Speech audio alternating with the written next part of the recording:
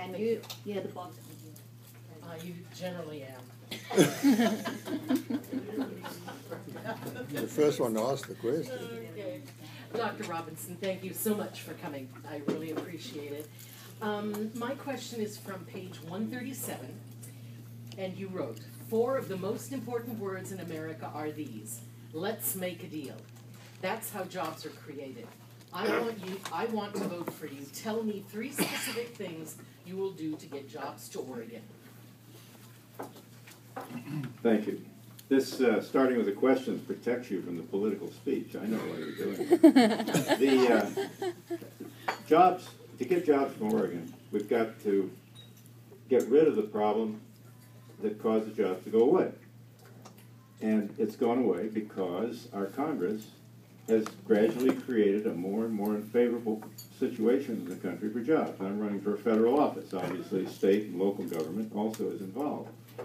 The taxes have risen so high that they tax away the capital from our businesses.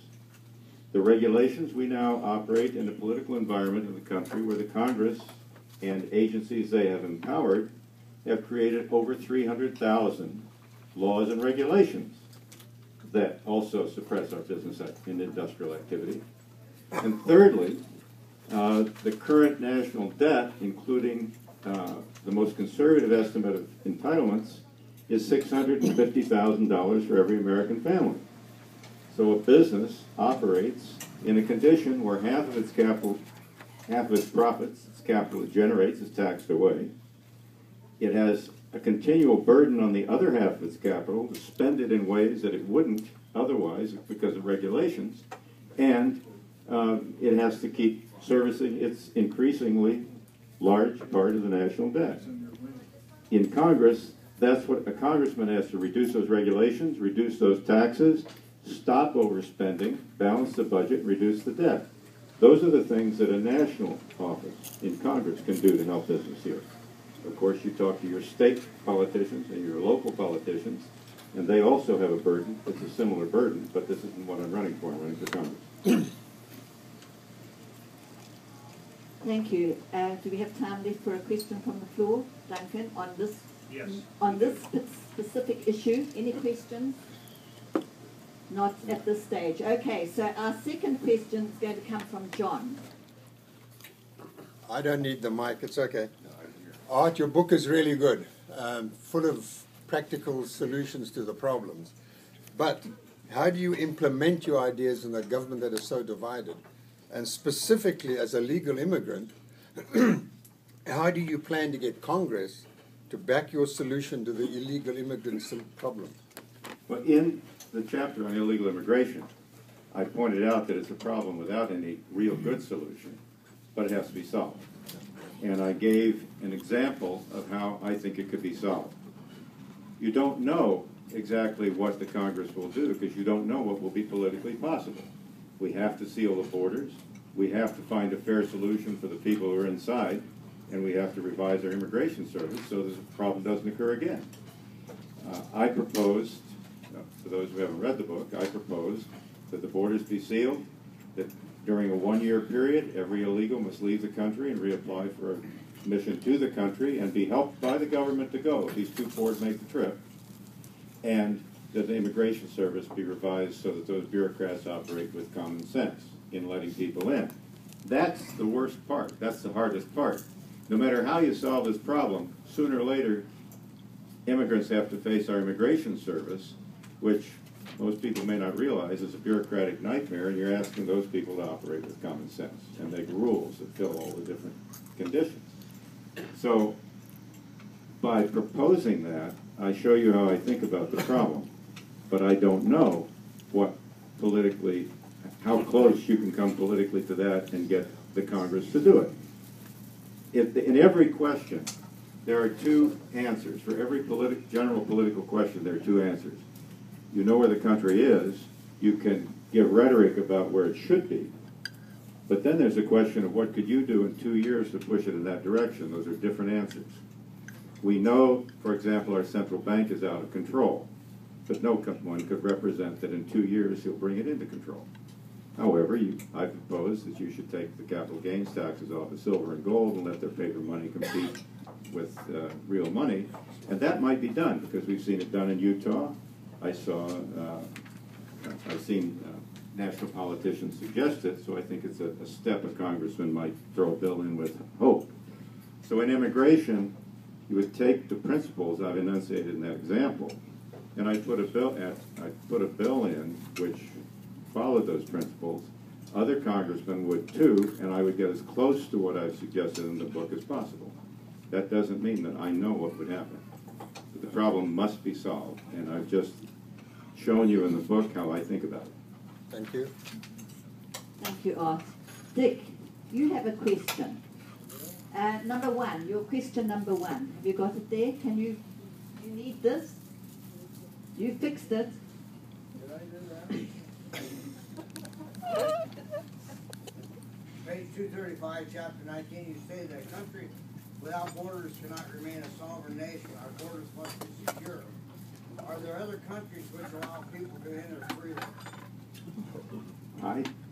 With no immigration policies, I don't think so. I don't think so. Mexico certainly doesn't. You go to jail in Mexico if you enter without paper. No, there are countries that have the problem we have, illegal immigration, but I don't think there are any that just allow free entry. How can you have a capital gains tax on silver and gold? Because the stuff doesn't grow. You get a bar of silver. 20 years later, but we do. That's the problem. You can't use them as money because the government is continually taxing away your money. You see, if you were to decide that you like gold as money, and you've kept your money as gold, and they keep printing dollars, so the gold becomes twice as expensive in paper dollars, they take 1/4 of your gold because of the capital gains tax. It can't function as money as long as the government is continually taking away from you. In Utah, they passed a law saying you can't do that as far as the state is concerned. I was surprised. Herman Cain was a Federal Reserve governor, but I saw him at Ames Cartwright's meeting last year propose that. He thought it was politically possible. That's a small step. To get the central bank really under control, we need about 20 Andrew Jacksons, and we don't have those today. Thank you, Art. Okay, just a reminder that these questions are from people who've drawn them up. We will open it to the floor later. Okay, Bob, you had a question. Number one, please. Question number one. Yeah, my assignment was to read the chapter 16. So, in chapter 16 of your book, you stated that you want to eliminate the Department of Education. By the way, a cabinet-level department with approximately 5,000 employees and a 2011 discretionary budget of $69 million. In the event that you're successful in eliminating the Department of Education, how will that decision return control of schools in Oregon back to local school districts? The Oregon legislature, the governor, and the teachers union will continue to exercise full control over the school district, the school system in Oregon, whether the Department of Education exists or not at the federal level. Yes, well, everyone heard the question.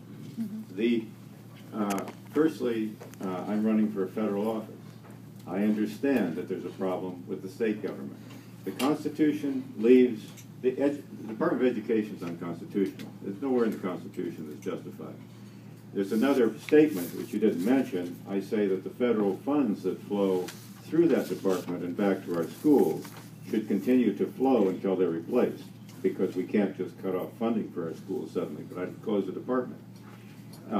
The federal government has no business in this. The Constitution leaves it to the states and the people. We have a problem with our state government too, but I'm not running for a state office. I want to solve the federal part of it. That department causes nothing but trouble, and it is unconstitutional.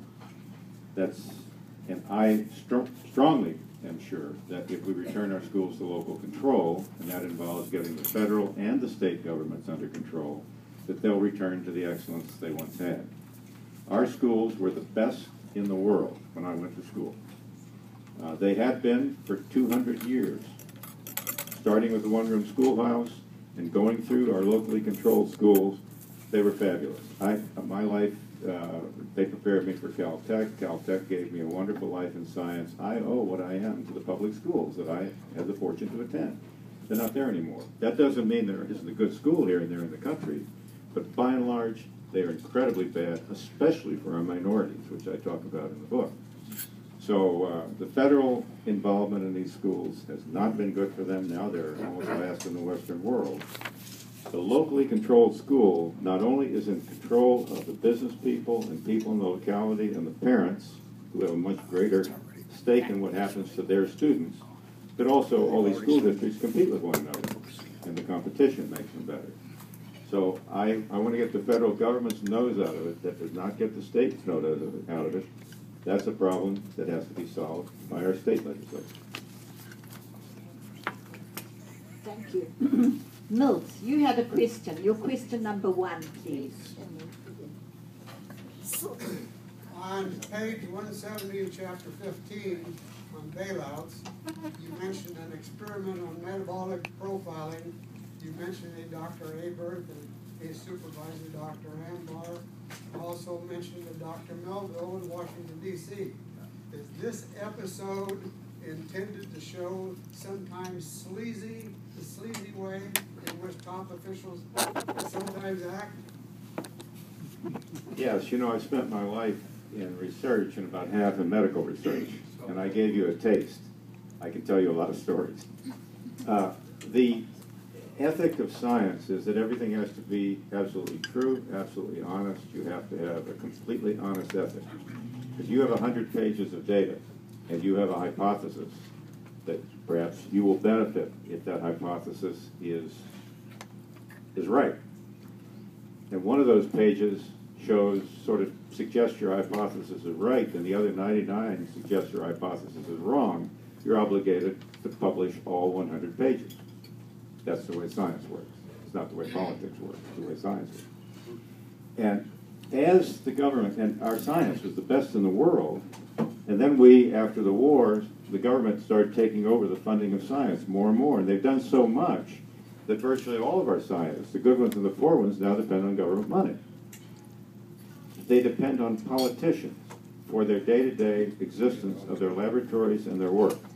And the bureaucrats tell them, of course, what to do. This has injected not only poor science, because the bureaucrats are very poor at designing scientific experiments,